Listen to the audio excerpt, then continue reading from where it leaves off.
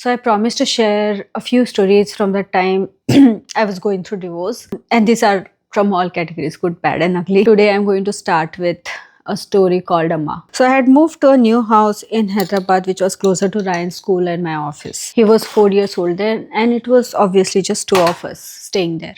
I would drop Ryan to school on my way to office and I would pick him back on my way back home. I had a helper and I used to call her Amma because she was an older lady. I had hired her for two chores to clean around the house and do dishes, basically. I had also given her a spare key to my apartment. So there was just one issue. She used to speak only one language, Telugu. I could understand it a little bit, but I couldn't converse in Telugu. So our interaction was very limited to, occasional chai once in a while on the weekend. Somehow she had some sort of soft corner for me. I noticed that she would often fold my clothes, different chore that she was not paid for. She would also make my bed because I would never have time to. And she used to usually leave by 4 p.m. because she had multiple places where she worked in the same apartment complex. So sometimes, if the weather is really nice, she would open the doors of my balcony in the evening before leaving. I was finally feeling settled in that apartment, but then there was this one day when the thing I feared the most happened. I was dealing with migraines almost all of my life. And I was having very hard time at work at that point of time. My personal life was trying its best to ruin my professional life. With all this stress, one day I woke up with really bad migraine. Obviously, I just took a PTO and I somehow fixed Ryan a Nutella sandwich and tried to stay in bed. I needed a dark room with pin drop silence. How can you have it with a cranky toddler around? Amma came around 10:30. I almost cried when I saw her enter. It was so overwhelming to see another adult when you're dealing with a cranky toddler and worst migraine.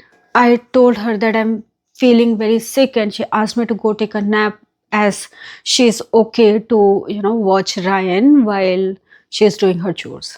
She usually took an hour to finish her chores, so I was just so happy to get that 1 hour of an uninterrupted sleep. I went into the bedroom, popped the pill, switched off the lights, closed all the windows and curtains, put the white noise on, and dozed off.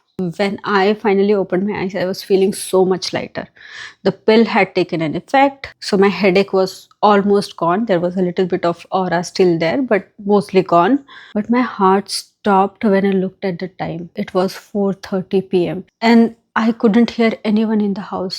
Where was Ryan? A shiver ran down my spine and I came running, almost bumping into every piece of furniture there was in my bedroom. And I see there Ryan sleeping on the living room sofa and Amma just sitting quietly next to him, calm as ever. With my half awake brain, which was still rebooting, I looked at her very confused, and then she told me she had actually taken a day off.